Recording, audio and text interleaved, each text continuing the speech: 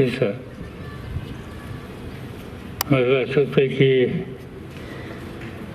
त्यांचं अत्यंत जवळचं श्रद्धास्थान कैलासवासी यशवंतराव चव्हाण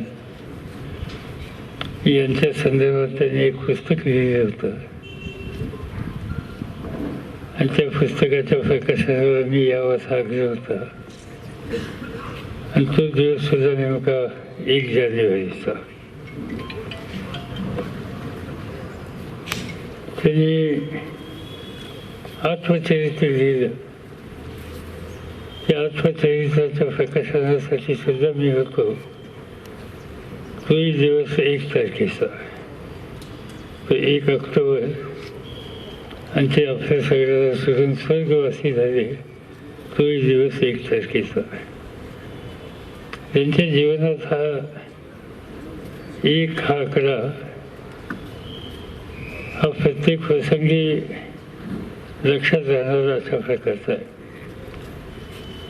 आणि कदाचित उभं आयुष्य समाजातल्या शेवटच्या माणसाच्या हिताची जपणूक करण्याच्यासाठी आणि सार्वजनिक जीवनामध्ये काम करण्याच्यासाठी त्यांचा क्रमांक 1 नंबर होता. आणि त्यावर बहुतेक हा आकडा त्यांच्या निधनाशी सुद्धा जुळलेला आहे.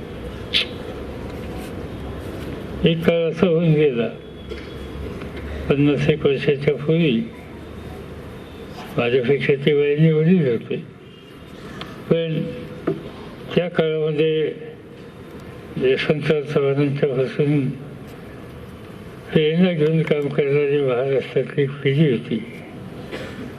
त्या पिढीच्या मालिकेमध्ये रावणाजींचा उल्लेख हा प्रकर्षाने करावा लागेल.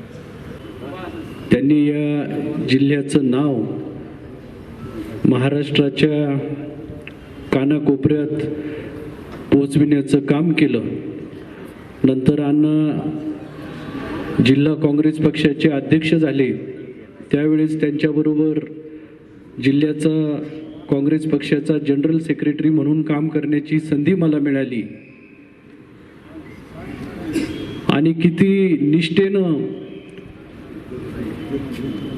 गोरगरिबांची, सर्वसामान्य शेतकऱ्यांची काम करता येतात हे त्यांच्या कामाच्या माध्यमातून मी जवळून पाहिलं.